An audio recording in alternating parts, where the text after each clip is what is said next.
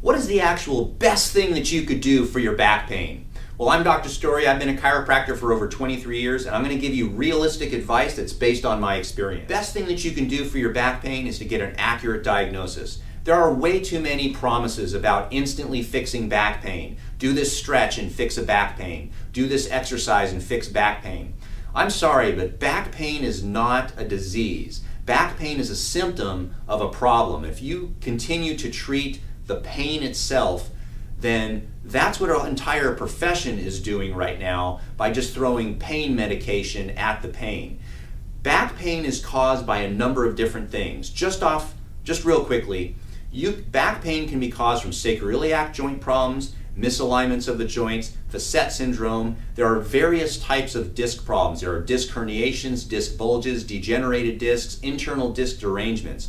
All these things that I just described can literally cause back pain.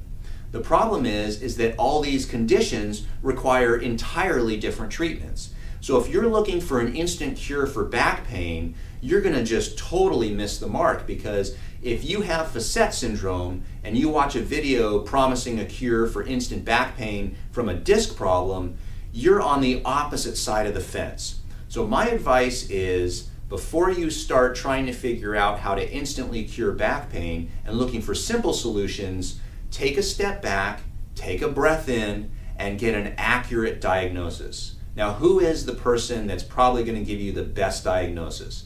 The answer is a doctor of chiropractic. This is what we specialize in. This is what we do all day long. Your family doctor is inundated with people with colds and flus and infections and all types of internal problems. They do not deal with back pain exclusively. Orthopedists deal with surgical reasons why a person has back pain.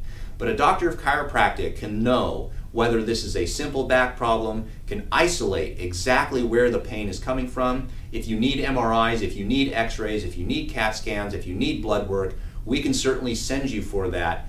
But 9 out of 10 times, back pain can be discovered through a quality, very thorough physical exam and listening to the patient.